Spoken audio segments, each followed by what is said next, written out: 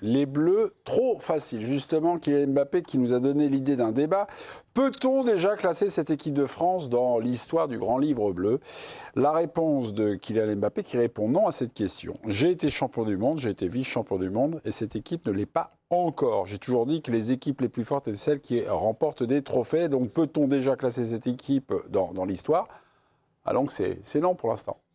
On attend la fin de la compétition. Comment il comparait par rapport à 2018 et 2022. Il ne disait pas que cette équipe elle sera anodine, même si elle devait s'arrêter en demi-finale. Là, pour répondre à la question, tu les classes comment dans la grande histoire du livre bleu? Faut attendre. S'ils gagnent, ils n'ont pas la même chance. S'ils sortent en demi-finale. Ça va être clair. Si demain tu te fais, si le prochain match tu te fais sortir contre l'Espagne, on dira. Ça dépend. Quand tu regardes le parcours, tu dis ouais, ok, on a marché sur tout le monde, mais bon. Quand tu regardes les équipes, le parcours, le mondial commence. Il était plutôt, il a plutôt été favorable et à notre portée. Et puis dès qu'on est tombé, sévère.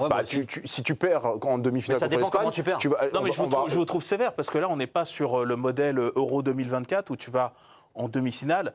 Mais sans la moindre émotion, sans rien provoquer, avec cette fameuse phrase de Didier Deschamps. Je ne te parle pas d'émotion. Non, mais ça compte, moi, je trouve, dans la trace que tu vas laisser. Tu as eu beaucoup d'émotions, là?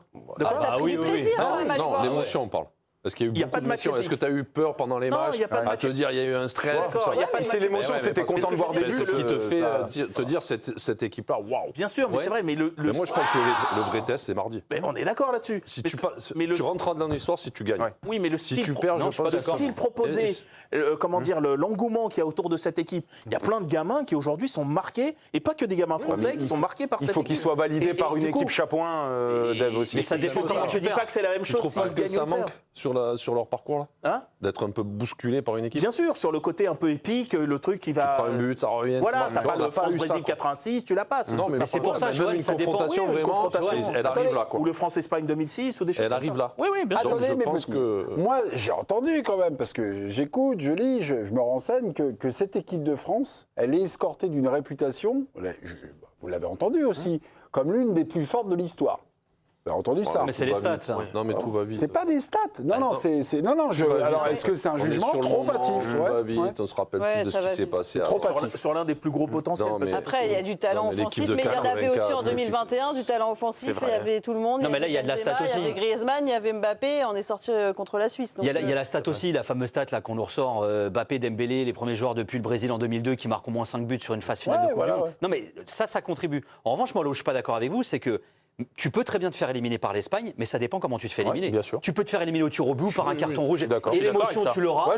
Et ça restera dans l'histoire. Parce que tu auras eu un match épique face à l'Espagne. Et on retiendra que tu auras marché sur tout le monde avant. Parce qu'après, moi, je veux bien qu'on dise oui, mais tu as joué contre l'équipe B de la Norvège, mais tu leur en colles 4. C'est-à-dire qu'il n'y a aucun moment. Si, tu as tremblé le premier match face au Sénégal. Aux premières périodes, ça a été très compliqué. Comme pas mal d'équipes, tu as eu du mal. Première période. Voilà. Non, première période, ça a été compliqué. Mais quand bien même, après, tu es bien rentré dans ta Coupe du Monde. Mais on en revient à l'émotion dont tu parlais. Mais si tu as un match épique face à l'Espagne, et que tu perds, bah voilà mec, ça restera dans l'histoire et tu auras fait demi-finale. Tu garderas une équipe joueuse. Et tu auras eu typique de l'Euro, on se fait sortir contre la Suisse. Moi, j'avais adoré le triptyque avec Pogba derrière, Benzema, Mbappé, Griezmann. Quand tu revois, tu te repasses les actions de cet Euro et de la Ligue des Nations qui a... Oui, mais après, c'est quoi dans l'histoire? Tu te refais plaisir, quand même. En fait, dans l'histoire des Bleus de France, il y a eu des équipes qui ont beaucoup plus marqué pour le moment. Écoutez, regardez. France 58, déjà. 1984, on va afficher, s'il vous plaît, l'habillage. Quand tu gagnes. C'est plus fort ou c'est moins fort? Il y a les scénars aussi. Il y a eu des matchs de... C'est plus fort ou c'est moins fort? Et puis en plus, tu as gagné la compétition. Non, mais le scénar de 84, c'est le premier titre. Donc c'est plus fort. Non, mais c'est plus fort en termes 84, c'est plus fort. Pour l'instant, c'est grave. C'est plus fort et ça a marqué plus de... Mais même 82, ça a marqué plus de gens. Exactement. Ok. Après, moi, j'ai pas connu avant. 58, ça a marqué des générations. Mais même 86. Tu sors le Brésil. Parce que tu sors l'Italie, le Brésil, et tu tombes seulement sur la RFA. Et ta poule déjà, URSS et compagnie, déjà, non, mais t'as raison, 82, 84, 86, pour moi, c'est la Sainte Trinité. Alors attendez, on va vous proposer une autre couture. Allez, 2000. Est-ce qu'on peut avoir 2000 où il y avait Joël Nico? Pareil, le scénar aussi. 2000, 2000, pour moi, c'est quasiment le pic. Ouais, je suis d'accord. Ça a plus marqué que 90. Ça jouait tellement bien. Il était à tout. Je trouve que c'est 98 en mieux, quoi. Il y a eu du suspense, il y a eu des matchs en or, la finale est dingue. Il y a eu un vol en demi-finale. Il y avait le joueur en plus par rapport à 98. Pour alimenter. 2000, c'est ta Mona Lisa. 2000. Ah ouais, mince alors. Je faisais les pâtes, hein. Non, mais il a raison. C'est ça, 2000, c'est ta Joconde, quoi. C'est le carbonara, je suis Carbonara Mais tu mets pas de la crème. Non, mais après, pour revenir à l'histoire. À quel moment on a basculé avec le guancia, là? C'est la première. Enfin, c'est pas souvent des sélections qui font 3 demi-finales d'affilée sur 3 Coupes du Monde.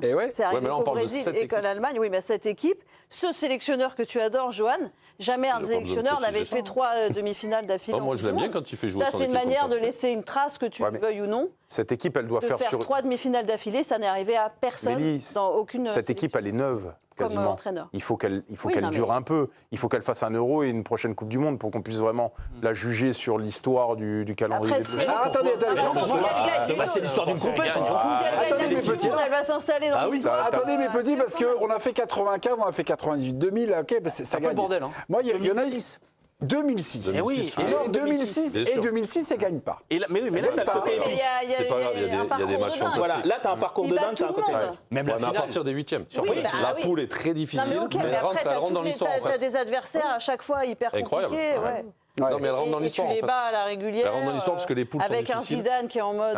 Non, mais même la finale, elle est épique. La découverte de Ribéry qui. Bien sûr, c'est là aussi. Allez, mon petit. C'est vrai qu'elle est culte quasiment. Donc, c'est donc il y a encore du chemin quand même. Placer une équipe, tout d'un coup, il y a le niveau de jeu et tout d'un coup, il y a ce truc d'épopée. Il y a quelque chose qui reste, quelque chose où on a douté, on a eu peur. Mais bien sûr, et finalement on a réussi. Pour l'instant, ça a été presque. Et je pense que ce match-là va les mettre ou dans l'histoire ou pas dans l'histoire. Parce que toutes les épopées dont on vient de citer, il y a eu aussi des adversaires de fous, quoi. Et là, on l'a pas encore, ça. Pour moi, je suis désolé. Parce que 2006, Espagne, Brésil, Portugal, plus Italie en finale. C'est ça. Je pense que tu peux pas faire plus dur. C'est pas possible. Je veux pas refroidir l'ambiance, mais t'as pas eu un match. Non, tu l'as pas eu, c'est vrai. Tu joues la Suède, tu joues le Paraguay, tu savais que. Après, c'est la force de la France de s'être rendu facile. Bien sûr. C'est-à-dire que le Maroc. Ouais, mais facile quoi? Non mais tu vois par exemple les matchs, tu veux dire. Oui, le Maroc qui pourrait correspondre, on va dire, à ce qu'a eu l'Argentine avec l'Égypte, à peu près, on va dire. Tu sais, ce genre, c'est un taulier africain. C'est-à-dire de quoi? Comment ça peut correspondre? En termes de ce que ça représente, en termes de niveau. Là. Oui. Bah attends, les mecs, ils sont. Enfin, je sais pas s'ils ont gagné la CAN ou pas, mais c'est quand même pas le même niveau. Le Maroc, c'est au-dessus. Attends, taper le Maroc, c'est pas taper l'Égypte, pardon. Alors, je vais te dire, ça va même dans mon sens, c'est-à-dire que l'Argentine qui croise l'Égypte, qui est censée être en dessous, ils se font un match, mais pas possible. Alors que la France contre le Maroc, qui est supposé être au-dessus, bon, moi je mettais ça dans le même range. Et peut-être qu'on sous-estime la victoire de la France face au Maroc à cause de ça. Avec une équipe d'Égypte qui joue clairement son va-tout, alors avec des joueurs de contre-attaque certes, mais qui, quand ils partent, ils y vont. Oui. Et un Maroc qui n'a jamais essayé de faire quoi que ce soit. Mais peut-être que ce que génère la France, cause des Bleus. Bien sûr aussi. Ça te coupe les pattes direct. On est d'accord que quand tu joues à ce niveau-là sans numéro 9, t'as pas, en plus contre l'équipe de France, pas énormément de chances de faire quelque chose. Dans les 5 premières minutes, on a tous compris que le match, il était déjà plié. Non, on ne parle pas tous en même temps. La dernière équipe, 2018. 2018, ils vont au bout. C'est marrant, j'ai jamais accroché. Et je me souviens que. L'Argentine, c'était dingue, le match. Je suis d'accord. Mais j'ai jamais accroché. En plus, t'es mené, donc tu vas chercher la victoire. C'est l'éclosion de Mbappé, c'est un match hyper spectaculaire. Là, pour le coup, c'était un match de dingue. Celui-là, il est légendaire. Tu le regardes, tu te Ce match est légendaire. Et je me souviens, l'équipe du soir, on était passé un petit peu à côté. Voilà. Si j'ai un regret à faire dans ces 18 ans d'émission, le seul. Passé un petit peu on a des regrets, mais 2018, on n'a pas senti finalement le basculement. À quel point c'était un match Le basculement de l'usure, on disait oui, mais l'Argentine, c'est plus que c'était, patati, patata. Et on était passé un petit peu à côté. Et ce match-là, pour l'avoir souvent diffusé sur la chaîne d'équipe. Il est magique. Il est quelque chose hypnotique. Voilà, en plus, c'est l'acte de naissance mondial de Mbappé. Puis tu avais une équipe qu'on le connaissait en Europe, en France. Il y avait quelque chose dans ce groupe. C'était un groupe hyper solidaire, qui savait souffrir pour le coup contre l'Uruguay, contre les Belges. Des joueurs, ce soir, je suis d'humeur taquine. J'ai des affirmations à vous asséner. Dites-moi si elles sont vraies ou elles sont fausses. Allez. C'est sur l'équipe de France. Plus 14 en différence de but. La France n'a jamais eu dans une coupe une telle Coupe du Monde. Coupe du Monde. Ouais. Une telle différence de but avant les demi-finales, plus 14. C'est vrai ou c'est faux? Je dirais vrai. C'est vrai? Faux. Faux. C'est vrai. Le record, c'était plus 9 en 98. Voilà. Tiens, les amis qui savent, là, on va vous isoler un peu. Mbappé a marqué 8 buts, c'est son record en Coupe du Monde, vrai ou faux? Vrai. Il égalise son record de 2000. Illégal. Ah oui, donc. Illégal. Non, illégal, donc c'est pas encore son meilleur record. Illégal, donc il est là. La égalisation. Ok, bon, on va aller voir Nicolas Villas. Là, ça va chuter par contre. Nico, attention. La France a marqué 15 buts. Jamais une équipe de France n'avait marqué autant dans un mondial. C'est vrai ou c'est faux? C'est faux. C'est faux? Pourquoi? C'était quand? Mais attends, c'est pas ça la question. C'était 58. Voilà. 58. Vous voyez le poisson. Voilà. 58, 23 buts au total. Laisse-moi répondre, le team peut... Dembélé. Johan, Dembélé, c'est 5 buts en ce mondial. C'est 5 buts en ce mondial. Avant ce mondial, c'était 5 buts aussi avec l'équipe de France. 5. Comment ça, c'était 5? C'est vrai? C'est vrai? C'est faux, c'était 7.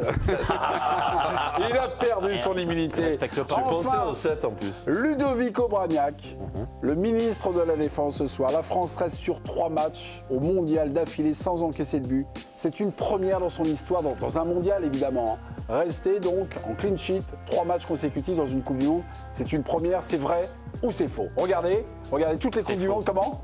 C'est un ordinateur, le ministre de la Défense a toujours raison. Bravo, Ludovic Bragnac. Et il a une oreillette, non? Il a une oreillette. Non, il a de la culture.